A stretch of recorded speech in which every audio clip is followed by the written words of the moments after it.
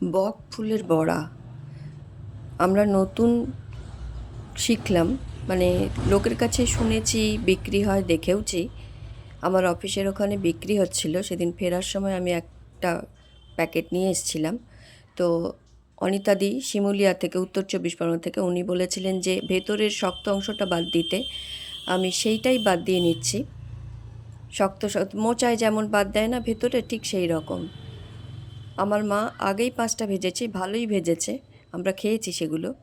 এইগুলো করে নিলাম। আমি বেসনের গোলা করেছি, বেসন কাঁচা লঙ্কা দিয়ে ভালো করে ফেটিয়ে নিয়েছি। এবার তেল গরম করতে দিয়েছি, তেল গরম হচ্ছে,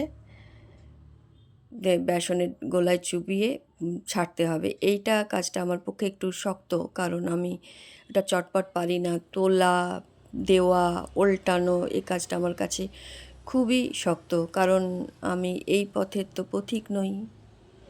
আমি পথ ভোলা এক পথিকে এসেছি, সন্ধ্যাবেলার চামেলি গো, সকাল বেলার মল্লিকা, আমায় চেনো কি।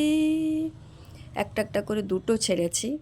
এবার আস্তে আস্তে ছাড়া এবং উল্টানো দুটোই আমার পক্ষে খুব কষ্টকর। দেখি কি করে পারি।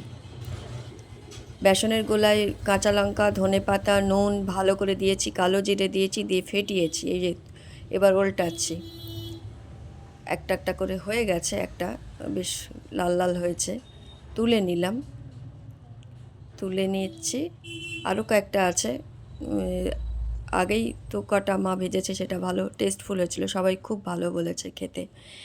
এবার আজকে আমি নিজে করে দেখছি এবং সবাইকে দেখাবো বলেই নিয়েছি। সব কটা ভাজা হয়ে গেছে, খুব ভালো ভাজা হয়েছে। কেমন হলো বলবেন?